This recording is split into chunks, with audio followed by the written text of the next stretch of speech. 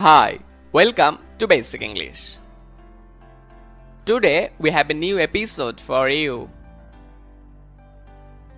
In this episode, we are going to look at the difference between further and further. Quite confusing, right?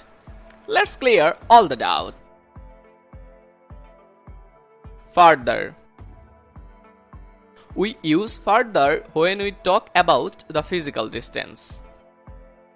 আমি যদি একটু সহজভাবে বলতে চাই, যখন কোনো কিছুর দূরত্ব বা ফিজিক্যাল ডিসটেন্স বোঝায় তখন ফার্দার ব্যবহার করব।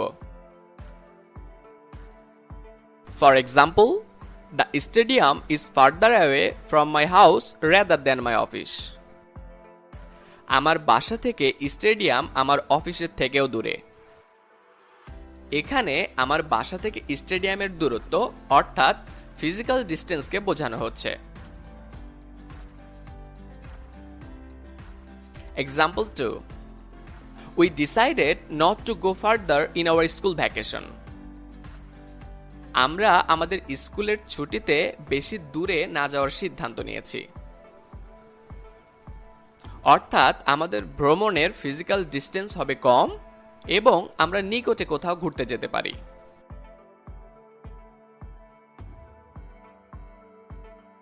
এবার আমরা দেখব ফার্দার বলতে কি বোঝায়।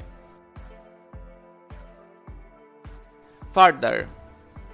We use further when we want to add something in addition. অর্থাৎ more অথবা আরো বোঝাতে আমরা ফার্দার ব্যবহার করব। আমি যদি একটু সহজভাবে বলতে চাই, যখন কোনো কিছুর সাথে অ্যাডিশনালি কিছু বোঝাতে চাইব তখন ফার্দার ব্যবহার করব।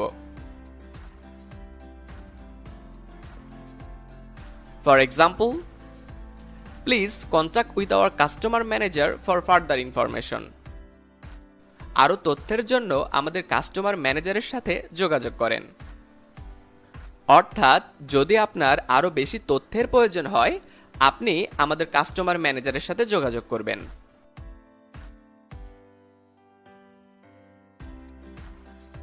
Example 2. This video will further my English knowledge. এই ভিডিও আমার ইংরেজি জ্ঞানকে আরো বৃদ্ধি করবে।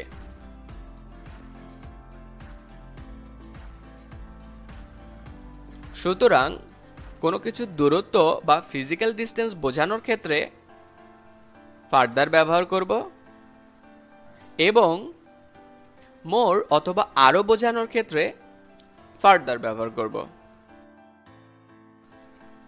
If you like this video, please subscribe our channel. Thank you.